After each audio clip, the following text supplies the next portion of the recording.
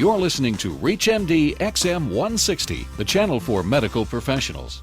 Welcome to Advances in Women's Health, sponsored in part by Eli Lilly. Your host is Dr. Lisa Mazzullo, Assistant Professor of Obstetrics and Gynecology at Northwestern University Medical School, the Feinberg School of Medicine. Obstetrical ultrasound has been an essential tool for practicing obstetricians for the past 25 years, but what is the impact of it today in our medical field? With me today is Dr. Anthony Odibo, Associate Professor of OBGYN and Director of the Fetal Care Center at Washington University in St. Louis. Today we will discuss the challenges and potential of perinatal ultrasonography and how it can assist in genetic evaluation, anatomic fetal survey, and fetal care for both low and high-risk patients. Welcome, Dr. Odibo. Thank you. It's my pleasure. So it's really seeming in the last 5 or 10 years that ultrasound has had an immense impact on the care of obstetrical patients, starting with the non-invasive genetic screening that we now do in the first trimester. If you could comment on the reliability of first trimester ultrasound and genetic prediction. The first trimester screening was actually started almost 10 years ago in the United Kingdom, based on initial work by Professor Nicolaides, who observed at the time of performing chorionic villus sampling that babies who had Down syndrome tended to have increased skin fold behind the neck, and this was called nuchotranslucency. Following that initial experience, they then proposed a more systematic way of evaluating this and screening in the first trimester for Down syndrome. And this is now called the first trimester screening or nuchotranslucency screening in many units. Since developing this and based on a big trial that was performed here in the United States called the FASTER trial, there have been different strategies proposed on how to use this first trimester approach. So people have moved on from just using the measurement of the skin fold behind the neck, which is the nuchotranslucency, to combining this with some biochemical analytes, including PAP-A, which is pregnancy-associated plasma protein A, and beta-HCG, which is human chorionic gonadotrophin. And when you combine these three together, you could detect at least 85% of Down syndrome fetuses. Who do you think we should be offering this first trimester testing to? So initially, there was a move towards offering this only to high-risk women, meaning people who were either had a previous baby with a chromosomal problem like Down syndrome or who are over 35 years old. However, based on recent findings and recommendations by ACOG, the American College of Obstetrics and Gynecology, it is proposed to offer this screening to every pregnant woman. Do you think that between different ethnic groups there should be different criteria about what we're looking at on ultrasound? For example, most of the growth scans that are done based on children in Middle America that are the 50th percentile of almost everything. But does that integrate enough ethnic diversity to allow it to apply to other folks that are maybe of Asian descent or African American descent? You bring up an interesting question. In the past, you're correct. We've kind of used the same criteria for different racial groups. There's now currently a move towards what's called a customized growth scan. And what that does, it doesn't just take the race or ethnicity of the baby or the parents into consideration, but also takes into consideration other maternal characteristics such as the weight, the height of the mother, and possibly some other genetic factors that could influence the growth of the baby. This is now commonly used in Europe, but there is a move by the NIH here to perform a multi-center trial where we incorporate different people from different ethnic groups to try and define a more customized growth chart. So hopefully in the next 5 years, there will be data coming out from the U.S. where there will be more structured or streamlined growth assessment for different racial groups or for each baby being its own control. I also want to touch on something that's getting great popularity, which is 3D ultrasound.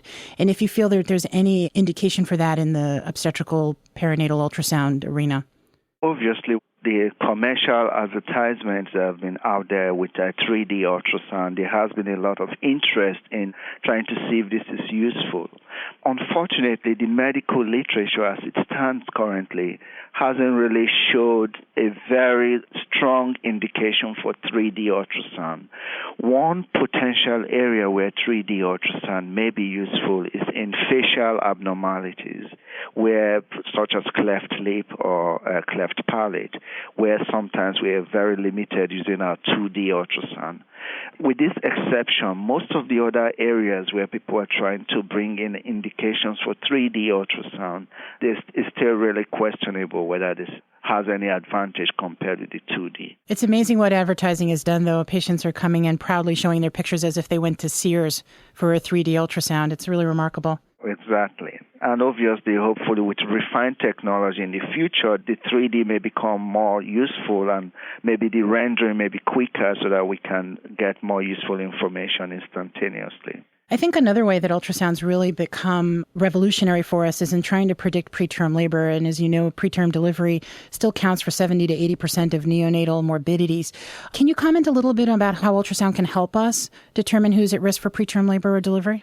Yes, over the last 10 years, there were literature coming based on initial studies from Anderson and then followed by work done by Jay Iams from Ohio and then Bergela and our group when we were in Philadelphia. We found that using the ultrasound to measure the cervical length, especially if you do this transcervically or transvaginally, you can determine women who are at risk for preterm delivery based on a shortened cervical length.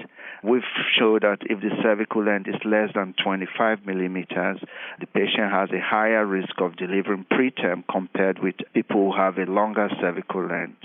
The challenge in the future for us really is trying to look for the best intervention to use to prevent preterm delivery in this group of patients who have been shown to have short cervical length. Cerclage was used commonly in the past, but this hasn't been shown to be useful for everybody. And more current effort is looking at using 17-hydroxyprogesterone or some form of progesterone gel as a treatment for women with short cervical length. Do you feel that the absence of cervical funneling would change your recommendation of cerclage versus medication as a way to prevent preterm labor? Not really. Obviously, cervical funneling can be seen in some patients at risk, but even in the presence of funneling, it's only when it's more than 25% that we feel that it's predictive of preterm delivery. The problem with funneling is that it's very subjective, and to really quantify it is not as accurate compared with using the functional cervical length, which is what we tend to rely on. And the optimal time to check the cervical length is when? The optimal time, as recommended by ACOG, is to do it after 16 weeks.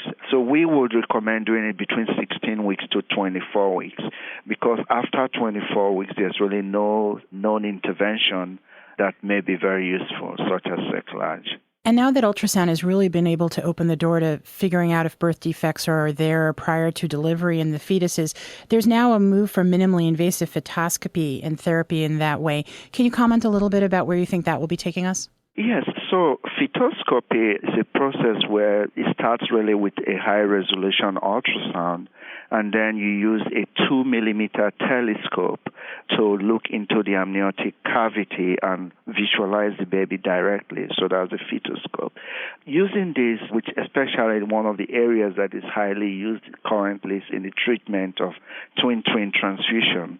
Through the fetoscope, you can then introduce laser energy with which you can separate monochorionic twins which are transfusing blood unequally between each other.